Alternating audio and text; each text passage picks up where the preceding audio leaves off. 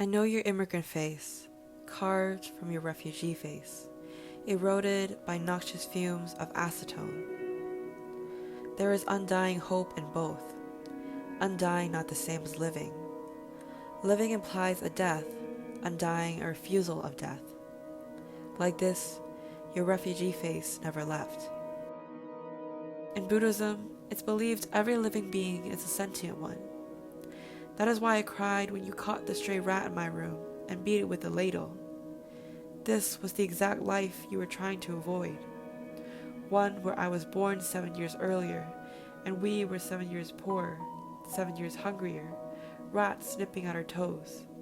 Because to survive means to be cruel. That is why I cried when I smacked a mosquito and pulled my hand away, its wings still twitching. You wiped my tears, pressed my blood-smeared palms together, and told me to repeat after you, Namo Ayirafa. And through my hiccuped breaths, I prayed with you. I'm haunted by the life you had before me, even more than the one I will have after you. You show me an old photo spent at the refugee camp, posed in front of the cafeteria menu.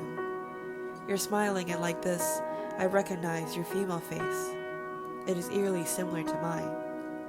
But this other face, 24, pre-America, I do not know it. The other day, the banker wouldn't let me interpret for you. I hated the interpreter they brought out.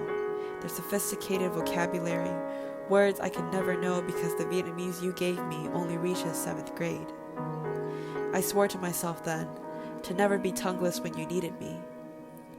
Customer service would be confused at the little girl calling about insurance bills. They'd coo at me before demanding to speak to you. What they don't know is that there's no one who knows you better than me, that they only need to hear my voice, and therefore yours. Introducing myself as you has become more familiar than my own name. May I? You asked me why I write.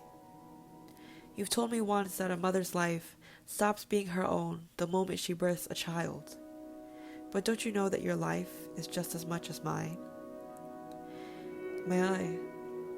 How can I tell you your years and efforts to ensure I could live before I was born has come to this? How can I tell you I write as a means to prevent our extinction?